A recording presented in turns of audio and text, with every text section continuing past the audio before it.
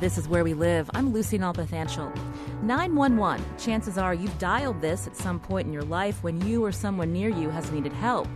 But have you ever wondered, how does it actually work? Today, Where We Live, we explore the 911 system both here in Connecticut and nationwide. With advances in technology, 911 is getting an overhaul so that one day we could send a text or video to 911 where dispatchers can read or see the message and then share that info with first responders. Connecticut and most other states aren't quite there yet, but there is a plan to overhaul the emergency response system. It's called Next Generation 911. This hour, we're going to learn all about it. And later in the hour, we'll hear from a startup that has reimagined the way we ask for help beyond just making a phone call. Have you called 911 recently? How did your experience go? You can join the conversation, 860-275-7266, 860-275-7266. You can comment on our website, WNPR.org/Where We Live. And as always, you can find us on Facebook and Twitter at Where We Live. First, most cities and towns employ the people who answer 911 calls. In Danbury, dispatchers aren't actually city employees. They're paid by a private company. Danbury outsourced its 911 dispatch center last year so that fire and police department employees were no longer manning the lines. Danbury officials say it was done to make the system more efficient and, of course, save money. But recently there was a troubling incident involving the local 911 system there. On the phone with us now is Dirk Perrefort, a breaking news reporter for the News-Times in Danbury, Connecticut. Dirk, you're on Where We Live. Thanks for calling in. Good morning. Thanks for having me. Can you walk us through that troubling incident? I've heard that it involved an actual city officer by the name of Joe Pooler in late July. What happened? Well, it occurred about 11 o'clock in the evening on July 30th. The officer was approached by an individual while he was in his cruiser. He felt that the individual needed assistance, so he got out of his cruiser, and the individual started to essentially attack him. The police officer was left with a broken jaw, a concussion, and was pretty viciously attacked at the time. And so what was the response when that attack was happening? I mean, who called for help? Was he able to let his fellow officers know that he was being attacked at the time? Unfortunately, he wasn't able to get to his radio during the attack, but there was a witness who saw the attack and called 911 in an attempt to get officers to the scene to assist him. And from your article, it appeared that there were some issues in the time of that response. What happened when that bystander called 911, and how soon was help able to be sent to Officer Pooler?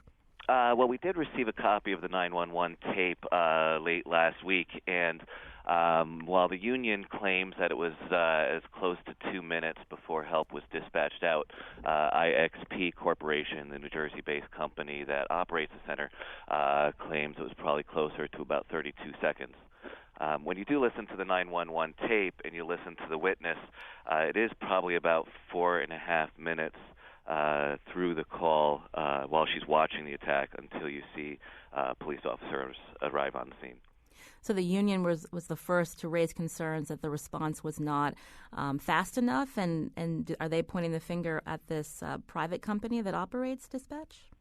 Yeah, they're saying that this is kind of the tip of the iceberg, that they've been having a lot of problems with IXP since it was first introduced in, I believe, February 2015 is when it first went live in Danbury. And what has been the response from city officials to the union's concern? Some city officials claim that the union is trying to get back into the dispatch center. Obviously, it was manned by union officials prior to the privatization. They think that the response times weren't that bad at that point, and they're pointing their fingers at a GPS system that failed that evening also, so that dispatchers weren't able to see where Officer Poole was located at the time. Dirk, can we talk a little bit more about the history of the dispatch in the city of Danbury? I'd heard again that the new 911 dispatch center had opened recently, but before that, police and fire department officials were still answering the 911 calls? Yes, that's correct. It was still police officers and firefighters who were manning the actual 911 dispatch center, which is one of the reasons why city officials, including Mayor Mark Boughton, particularly pushed to have it privatized There was a regionalization effort at that point, but that kind of fell flat as other towns were concerned about losing local control of their dispatch and losing that local institutional knowledge on the phones.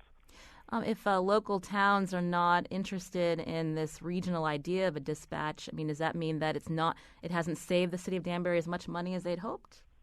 Boughton claims that they're hoping to save about $1 million on it annually at this point, and one of the other pieces that he was most concerned with as well is that it puts more officers on the streets.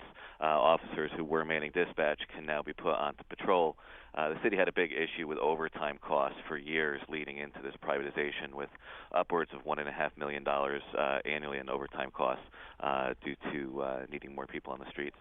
And what about local residents in the city of Danbury? I mean, how are they feeling about how the dispatch center has operated in the past year since it was privatized? And just curious, and we know that the union is unhappy, of course.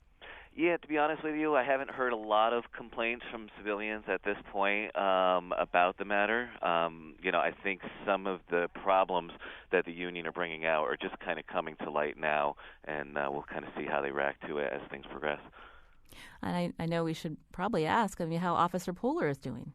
It said that he's doing well. I know I spoke with somebody on Friday who had just seen him the day before. They said he's home resting. Obviously he has his jaw wired shut, and he's, it's going to take some time to recover from his injuries, but I know everybody is looking forward to him returning to the job.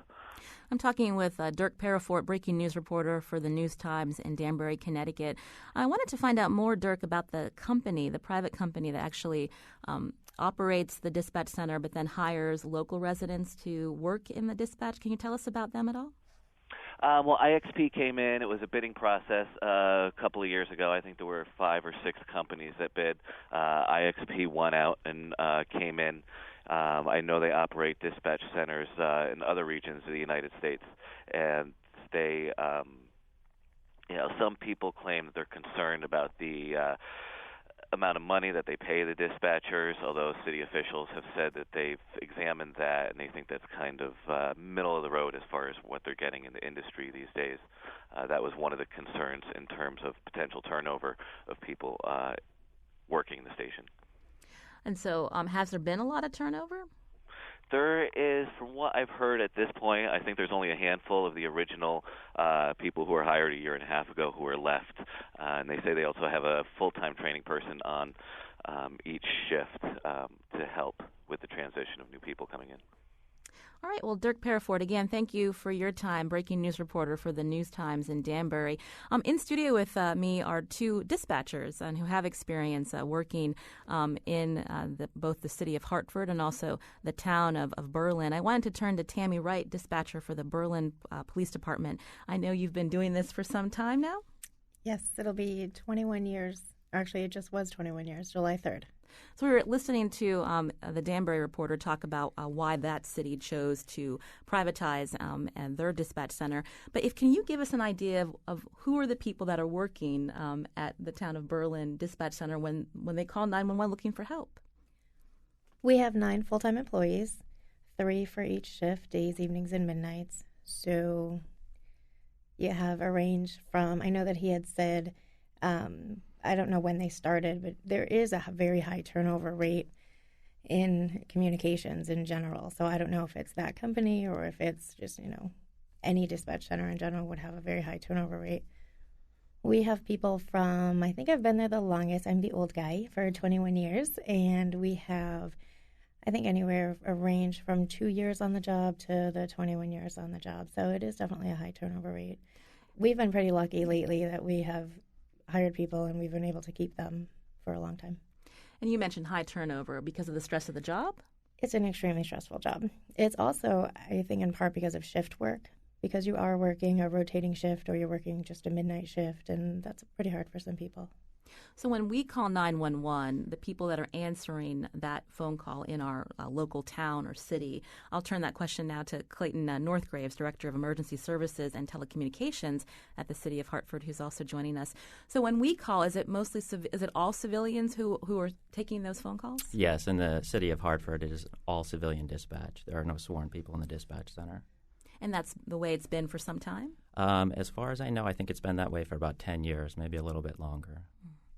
And Tammy, you were listening to, again, the reporter out of Danbury talking about the people that are hired. And is salary an issue, or is it is it something where they're saving money because they may have gone to a private company, the city's saving money, but for towns and cities, I mean, are people paid pretty well, or is it just the stress of the job that leads to turnover? I'm sure salary may come a part of it in some places. Every place is different as far as what they pay. There's no set amount, and every town gets the same. So I think that what people relate dispatchers and communication centers with a lot of times are secretarial positions, and that's not what we are. We make split-second decisions on saving somebody's life, so that's definitely not something that's a secretarial position.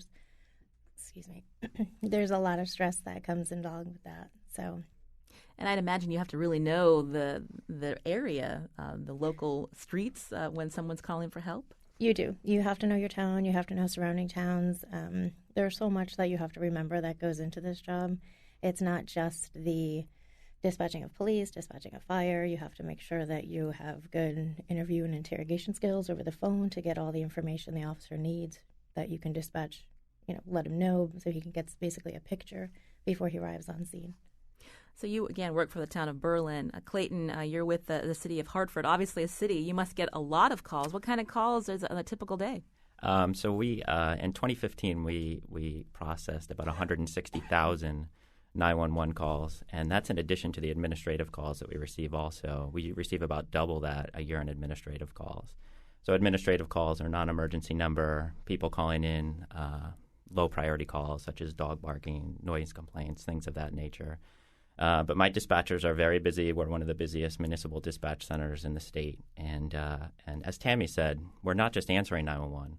We're also dispatching police, fire, and ambulance as well. So it's a high-stress job.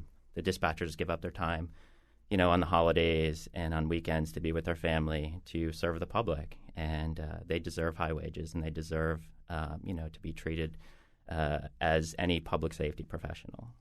And what kind of training do your dispatchers get? So my dispatchers train probably similar to Tammy's for about 9 months. Most of it is on-the-job training. So a little bit of classroom time, and then about 8 months of on-the-job training. And it's highly specialized, and it's highly skilled as well. And how many dispatchers do you have? We have about 40 on staff right now, and I also have 6 full-time supervisors as well. For the size of the city of Hartford, is that enough? It's never enough. We do manage, and we manage very well. But as Tammy knows, we get spikes in call volume with the proliferation of cell phones. When there's a car accident or a fire or something that's highly visible to the public, we get inundated with 911 calls. And sometimes even with 10 people on staff, it can exceed the center's capabilities. So it's a difficult and challenging field. This is Where We Live. I'm Lucy Nalpathanchel. Today we're looking at the 911 system. We have two people who have experience in dispatch. Tammy Wright, a dispatcher for the Berlin Police Department in Berlin, Connecticut. Also Clayton Northgraves, Director of Emergency Services and Telecommunications at the City of Hartford. When we come back from the break, we're actually going to look at the updates happening to our emergency response system here in Connecticut. The new system is known as Next Generation 911. We're going to learn all about it. This is Where We Live.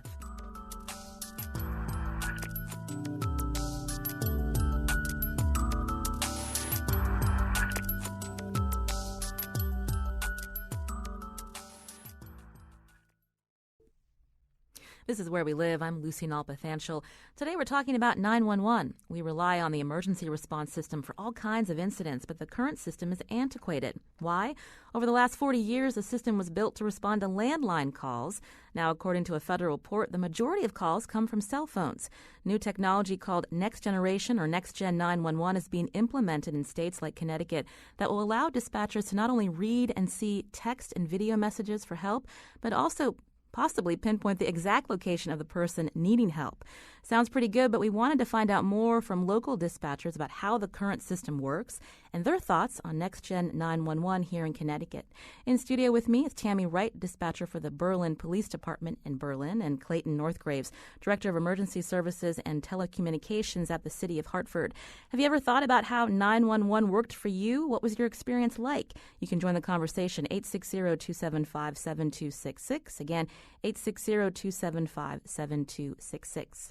Clayton, before the break, you were telling me about the personnel who work within the City of Hartford Emergency Dispatch, the amount of training they get. But I'm curious about the technology at your fingertips. Can you describe to people when they call 911 how that then filters on to your staff? Sure. So depending on where you are in the City of Hartford, you might reach the state police. So if you're in close proximity to a highway, then you'll receive a state police dispatch center. So they handle all police calls on the highway, so they get the first 911 call. And if it is something that warrants a City of Hartford response via fire or medical, then they will transfer the call to us. But most of the 911 calls in the City of Hartford go right to a City of Hartford 911 operator. And as I said before, we're a very busy center, so they're fielding many, many calls every hour. And so the call comes in, essentially answered by a highly skilled 911 operator. The call is entered into what we call a computer-aided dispatch system. CAD system is what we call it in the field. And that CAD system then routes it to an appropriate dispatcher. So if you have a medical emergency, the CAD system will route it to an ambulance dispatcher. If it's a fire emergency, fire dispatcher. Or if a police emergency, it routes it to a police dispatcher. Or if it warrants some type of combined response, it could route the incident to all three dispatchers. And the 911 operator will ask you your location, first and foremost, and your callback number. Those are two critical pieces of information that we need. And then the interrogation process starts. They ask you what the problem is, what's going on, and then they triage the call. They assign it a priority, and they determine the resources that need to be sent to the call. You mentioned they ask for location and callback numbers. So when someone is calling 911 with the system that the City of Hartford and many places have in Connecticut, it's not like you can see that phone number in front of you, and if it's a cell phone, you don't know where they're calling from? Sometimes we do get location data. It's not always accurate. And sometimes more often we do get, it's similar to caller ID. We do get a caller ID number, and we get some basic location data. But in Hartford, downtown Hartford, if you're in a high rise, we have no idea where you are, what floor you're on, or anything like that. So it's very basic data. And so you have what's considered the legacy system, the system that's been around for a few decades. That's correct. So I believe the system was implemented in 1990. All right, and then turning over to Tammy Wright, dispatcher for the Berlin Police Department. Again, you've been doing this now for 21 years? Yes. So you have experience with the legacy system. Talk to us about how it works for you in Berlin, and then this next-gen system that's being implemented. What have you experienced so far? With the next-gen as well as the legacy, the mapping issues are the same. We haven't been able to narrow it down yet, so that if you are in a high-rise or if you're in a multi-apartment building, it doesn't say, like, oh, they're on the second floor, left wing, or something like that. So we'll give an address. You do get the phone number, so all that information is pretty much the same. That hasn't changed as far as location. There are some things with the system that has changed, as we are able to get our contacts much easier. Contacts are just other phone numbers. If I want to transfer it to the state police or another police department, it's just easier in the way that we have them now in the new system. I actually had a call yesterday or the day before, and I needed to transfer them to the Bronx, New York. With the legacy system, I couldn't do that. But with this one, if I Google the phone number, I'll be able to type it in, and I can send them over to the Bronx, which is definitely a new feature on the next-gen 911. The texting to 911, that is behind the scenes in the process. That has not come out yet, but this program will have the capability of doing that. One of the reasons we did this show is we had heard about, with the implementation of Next Gen 911, last month there was actually an outage at, I think, 50-some call centers and dispatches. Every department that's on the 911, the Next Gen. And that happened to the town of Berlin. Yes. So what happened that day? That day, which we hope never happens again, that day I started seeing the 911 calls, but I wasn't able to answer them. And then I thought it was just us. So you were going to call, what we normally do is call another department. Are you up? Is your system working? Whatever. But we have in the state of Connecticut what's called a hotline, where police departments can talk to each other over the hotline, let you know if something's coming into your town or not. So we were able to utilize the hotline to pretty much tell everybody that we're down. And then you started hearing all these other departments saying that they were down as well. So then we realized it was everyone who had the new Next Gen 901 system. So on my screen, what I was seeing is some phone calls coming in, but I wasn't able to answer them. And then our routine lines are integrated with our 911 system as well. So I wasn't able to answer our routine lines. We do have some backup plans, and in most departments and most centers, if you can see the phone number, we were calling from our personal cell phones just to contact that person to say, hey, we've got you, but our system's not working. Do you have an emergency or something like that? So we were able to reach out. In my department, we were completely down for maybe like 15, 20 minutes, and then it was intermittent. So I was able to use the system, and then I wasn't, then I was. It was very random. There were some call centers that were down completely. Some were up right away, and they didn't deal with the intermittent stuff. So it was very random. So thank God you had your personal cell phone. Yes. This is Where We Live. I'm Lucy Nalpathanchel. We're talking about the 911 response system here in Connecticut and plans to upgrade it to what's being called Next Gen 911. I wanted to bring into the conversation Bill Ewell. He's director of the Division of Statewide Emergency Telecommunications. Bill, you're on Where We Live. Good morning. So tell us a little bit more about Next Gen and a little bit about the outage. What's happening now with the upgrades? Sure. Thank you for inviting me. Regarding Next Generation 911, as you mentioned earlier, the system that we have today is the legacy system is antiquated. It's hard to get parts for it, and so there was a process underway several years ago to replace it. We're replacing it with the industry standard, which is Next Generation 911, and some of the features we'll get with that system include text to 911, which we anticipate next year that will be rolling out in Connecticut. And in the future, we're building a platform to carry other services, which include photos, video, and even automatic crash notification. Those services aren't ready yet. They're dependent upon the carriers, but we'll be building the platform so when they are ready, we'll have the services, we'll have the network ready to accept them. Regarding the outage, first of all, I want to reassure your listeners and all of the residents of Connecticut that the system is stable, it's functioning normally, and it was as of 9 p.m. on July 15th. The safety of the public is obviously paramount to us. We've got a very long history providing reliable 911 service to the state, and frankly, we intend to maintain that standard. The outage, the cause of the outage, as described to us from AT&T, who was our vendor, there was a system capacity threshold that was met, and this caused memory to be used up in the system, and it resulted in intermittent failures in the delivery of 911 calls. And some PSAPs saw different symptoms, but as Tammy mentioned, one of them was obviously calls came up, but they could not be answered. And how has that been remedied? So that evening, AT&T fixed the problem. They resolved the memory problem that evening, and that gave us enough headroom in the system to support the PSAPs that are up and working on the next generation side. And then there's a permanent software upgrade planned for next week to correct the capacity issue.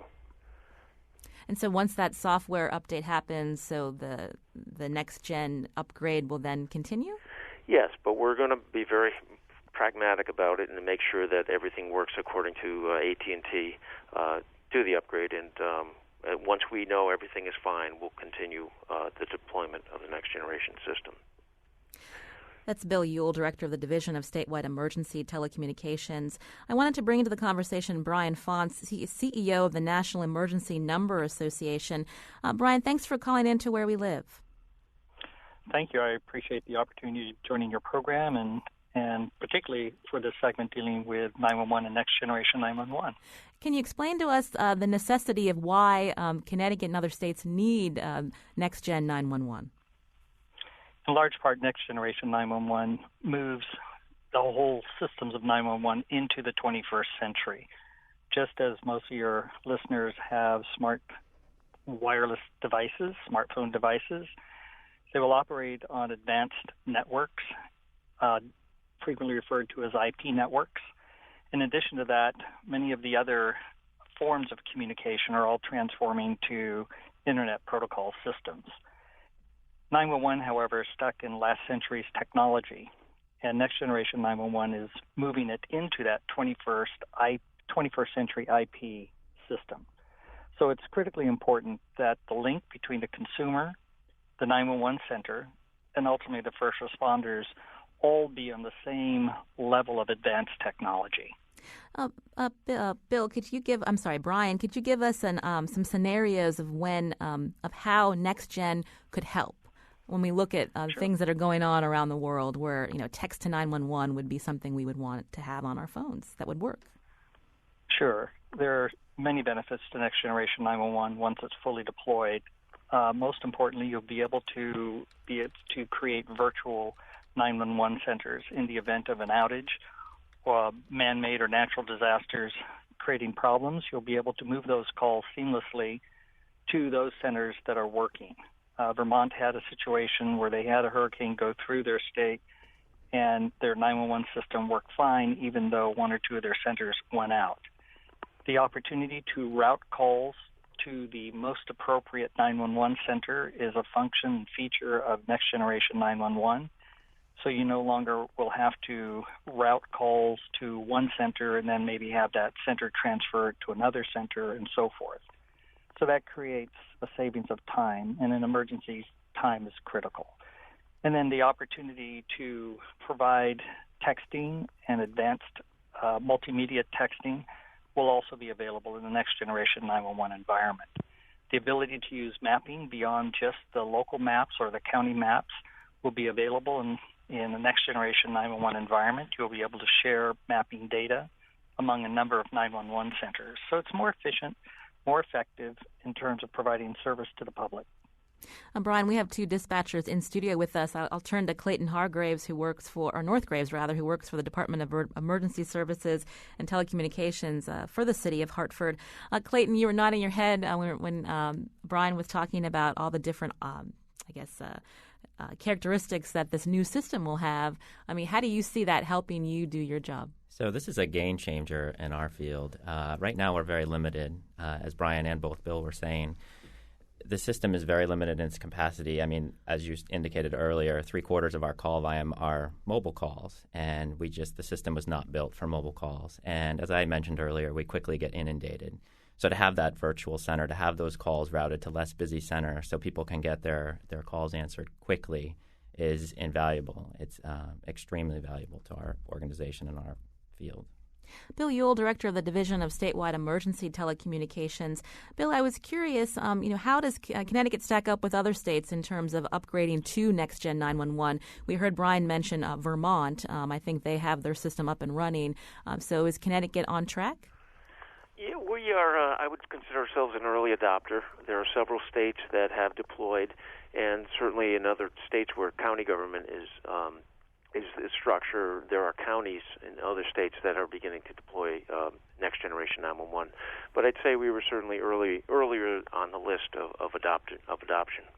And what's the cost? Our system was procured approximately $13.2 million, and it's about $3 million per year for maintenance. I know we have lots of different surcharges on our cell phone bills. Is any of that coming from our bills for our cell phones, helping for upgrades to the 911 system across the country? Well, the way our structure works here is we have a 911 surcharge that applies in Connecticut to every wireline and wireless cell, or I should say every phone. And so the carriers charge it on your phone bill, and then that money is submitted. We have a budget that we submit to the Public Utilities Regulatory Authority every year. They set the rate, and that's currently at 47 cents. And the rate moves within the legislative cap of 75 cents, depending on the need.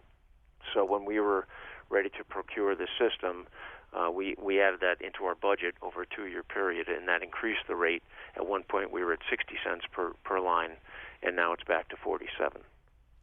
And the cost for other states, I mean, is it pretty much standard? I don't have a lot of information. It's accessible. I don't have it in front of me, but I would presume that it's on par with other states. We're different here in that we are a statewide system. Not every state in the country is structured that way, so it's sometimes difficult to compare where there's a county government structure. That might be a better question for Brian in terms of how states are paying for this upgrade. Is the federal government helping at all? The federal government is not particularly helpful when it comes to funding Next Generation 911. Since 2000, the year 2000, the federal government has contributed roughly about $158 million to various Next Generation 911 programs to help get it started. And this compares with in excess of $7 to $10 billion that they have provided for public safety radio communication systems. Now, I certainly believe that our public safety partners need their radio systems, but it would be great if the federal government were to help out in what I call the CapEx, the initial investment necessary to build a system. And Brian, you heard earlier that Connecticut had an outage as part of the implementation of Next Gen 911. Is that common? Actually, it isn't common. I mean, when you transition to new technology, inevitably you're going to have some hiccups along the way as you deploy the technology and work out the bugs. But it's not all that typical to have that type of outage. So it's good that it happened early on in the process. It's good that ATT identified this situation and provide the remedy for it. But I think more than just providing the remedy, I think it will keep everybody on heightened alert to ensure that the system operates to the maximum of its efficiencies. I want to compliment Bill and the state of Connecticut for deploying this. I think this is a phenomenal step in the right direction for your citizens. And can you give us an idea, Brian, about just how the technology works in the sense of so many of us use cell phones. And so when we call 911, we were talking to the dispatchers earlier, they can't often figure out where the person is located unless they ask. And so how will this next-gen system be able to pinpoint a cell phone caller when they call 911? The location accuracy associated with 911 calls, particularly wireless 911 calls, is established under a separate proceeding at the FCC. What will be able to help out in a next-generation 911 environment is once you get the lat long associated with that 911 call, the ability to have a very good mapping system. I think it was Tammy that mentioned earlier that they haven't brought the mapping system into the mix yet. But once that mapping system is in place and you have the lat long, it's going to be able to help you locate, at least in the horizontal axis. The FCC's rules, which will go into effect over the next, I think it is 4 or 5 years, will provide the vertical plane to help individuals be located if they're in high-rise buildings or high-rise apartments and so forth. So the location aspect is somewhat severable to Next Generation 911. However, the mapping aspect of Next Generation 911 will provide improved opportunities to locate individuals once you have that longitude, latitude fix with that 911 wireless call. And Tammy, I wanted to turn back to you. Obviously, a lot of these features sound great to help you and Clayton and his staff do the job. Are you concerned at all about training and how quickly once NextGen is up? We heard Bill say that sometime next year, NextGen should be fully implemented. Will you have enough time to get up to speed with this new technology to do your job? We will. We use the system every day. So every day we're on the system. Every day we're making sure that repetition is key. So every day we're making sure that if we don't understand something, we're using it every day over and over again.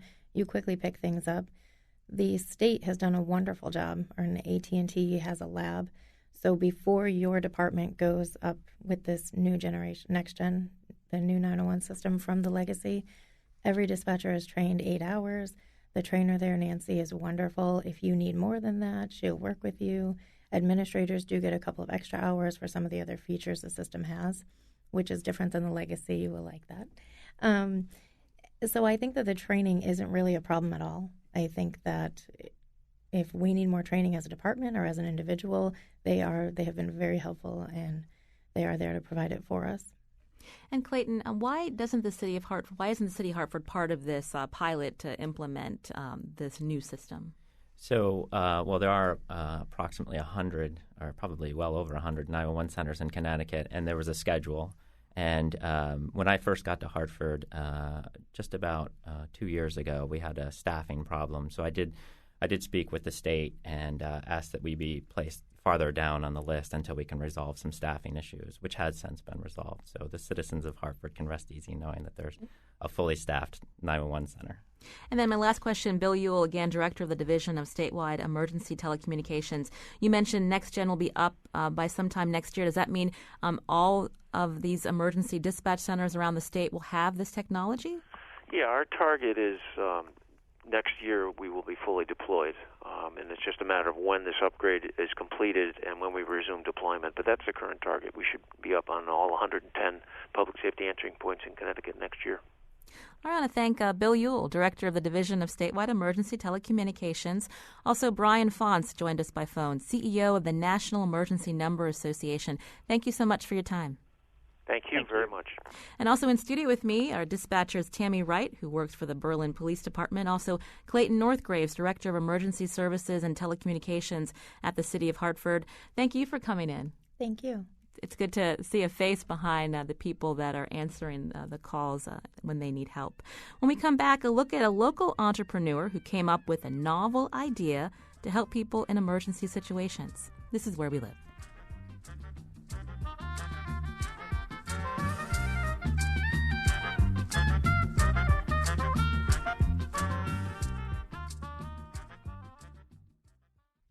This is Where We Live. I'm Lucy Nalpathanchel. Coming up tomorrow, as the oldest part of our country, New England has its share of historic house museums. But these famous living quarters aren't just about old dining rooms and fine china. We'll learn about how some museums are trying new and creative approaches to tell the stories of the past. That's tomorrow on Where We Live. Today, we've been focusing on the system that helps save lives, 911. But what happens when you're in a dangerous situation and you can't use your phone? West Hartford resident David Benoit joins us now. He's co-founder of a device that could help you in that situation when you can't access your phone. David, welcome to Where We Live. Thank you very much for having me. Did I say your name right? You Benoit? absolutely did, yes. So you live in West Hartford. Tell me about how you got interested in coming up with a device to help people when they need to call 911. Sure. So about 4.5 years ago, my co-founder and I, Phil Giancarlo, we're sitting around sort of looking at, possibly what we could do as the next chapter in our lives. As both Connecticut residents, we were intimately aware of some of the very tragic events that have happened in here, in particular looking at what happened in the Cheshire invasion. And we were trying to figure out, you've got these amazing devices, right, in your pocket that people have accepted into their lives, these amazing communication tools. And much like the family in Cheshire, those devices you weren't able to use them in a time of need, in a distress event, right? And so they've got these amazing little features about they know where you are, they know how fast you're going, they can take pictures, they can record sound, and they can even send out messages, right? But the problem is in a distress event, when somebody needs to call for help, the ability to reach for that phone or get to that phone or tactily operate that touch screen phone is very difficult. People refer to that as fight or flight, right? When you're stressed and you need to call for help. Acute stress response is a more technical term. The problem is that the blood comes from your fingers, right? And it goes to the heart and the head and says, okay, we're going to do something. So your ability to use that phone, reach for that phone, is very limited. So we kind of tried to solve this problem of, an amazing communication tool, but very difficult to use in times of need. So we really set out to sort of, solve three problems. One was, how can we make it really easy for somebody to call for aid, right? Using the capabilities of that phone, but not having to sort of operate it manually. The other is, how do we educate those people who are receiving an alert and understanding what is going on with this person? And then the third thing we tried to solve was, how do we then communicate that to people who are professionally trained to provide a response? And so after 4.5 years, what we have in front of us and what we have already started rolling out in 2016 is a platform that we call WearSafe. And you have WearSafe in the studio with us. It's actually a pretty small device. Can you describe what it does? Sure. WearSafe really is a platform. It's a service. We provide a service that people can activate to call the friends that they trust, right? The friends and family that know them the best. And by doing that, by activating the service, we needed to show them, well, this is how it can be done. And our first product is a product called the WearSafe Tag. And in essence, it's a little wearable panic button, right? It's discreet. It can be worn under clothing. It can be, carried in a pocketbook or a pocket or on a keychain. And so pressing that little device is the activator. And it can talk to the phone, your phone, from over 200 feet away using technology that we refer to as Bluetooth Low Energy. So it uses very little battery life on both the phone and the device. and can send a message that says, hey, I'm feeling distressed and I need help. And I can press that little button, and basically it tells the phone to go do your job. Use WearSafe to now send out this alert to your friends and family that you decide. And then, and also it allows you to sort of know when the call for aid went out. Right? So when the phone does its job, it gives that little device that may be in your hand or in your pocket or underneath a blouse a little tactile vibration that says, "Yep, phone's doing its job." And so as we were able to sort of develop this technology, we really did it under the covers. We were very quiet about that. We attracted a lot of interest from very high-profile security experts, folks who were former Secret Service and CIA agents and Navy SEALs who said, "Hey, what are you doing over there?" And we said, "Well, we're just developing this technology. Hey, I'd like to be part of that, and I'd like to help you guys perfect this." And so one of the real things that we learn from them is that when you're in distress, one of the things that really helps increase the likelihood of a positive outcome is the reassurance that somebody's coming, the reassurance that somebody knows what's happening to you. And so we get a series of vibrations in that little device that only you can feel and nobody else can hear. Mm-hmm. And every vibration is one person who knows exactly where you are and is coming to your aid. So walk me through this. So it's for our listeners at home, so this device is this little white, could probably fit in the palm of your hand. You can wear that. So if someone were to come into my home, whether I'm hiding in the closet or if this person, I don't have my phone near me or they might take my phone away from me, how would I, by pressing this button, connect to someone to help me again? Sure. So again, it works from over 200 feet away. So if you happen to be in your bedroom with the little device and your phone was charging in the kitchen, you heard a noise, you press that button.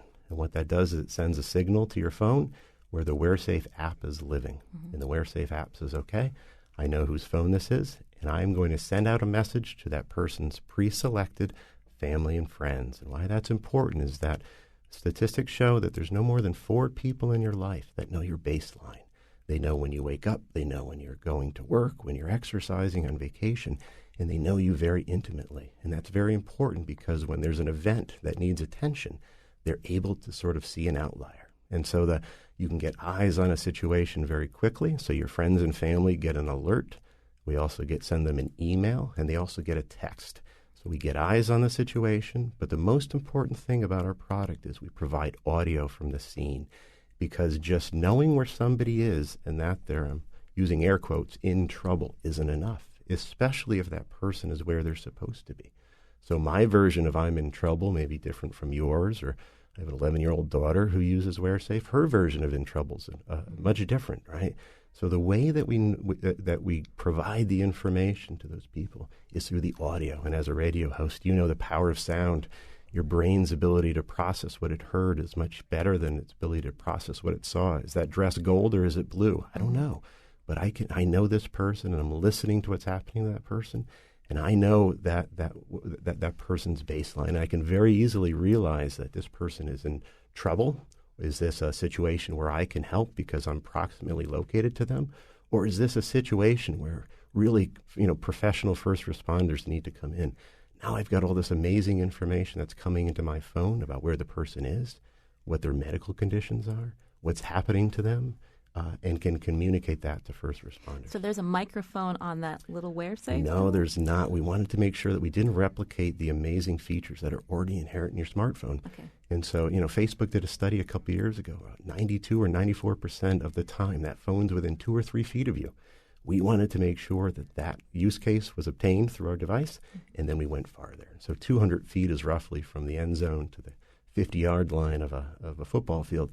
Find me a college student that is, over 200 feet away from their phone, and I'll show you an anomaly. And so you said you've been rolling this out. How's it been working? What's been the response? The response has been amazing. I mean, we were very quiet about doing this. We wanted to get it right. We didn't want to put this out prematurely. We were told many times that we were East Coasting this product to death, which meant that we were taking our time and being very obsessive about it. And so we were slow to roll it out. Right now, we have shipped product to over 30 countries. We've shipped product to over 250 college campuses and over 50 states. And so, the use cases that we get back from people who are using it are amazing. People with autistic children who, in the middle of the night can just press that button. Soldiers who are, sort of suffering from PTSD and feel that, I feel really bad, and they can press the button and let their buddies know. People who travel, people who are going back to college campuses, to give their child that extra little sort of edge to say, you know what, if they find themselves alone, this is a device for them. So we've just launched our marketing campaign in the beginning of August, and tremendous response. Are there any concerns about privacy?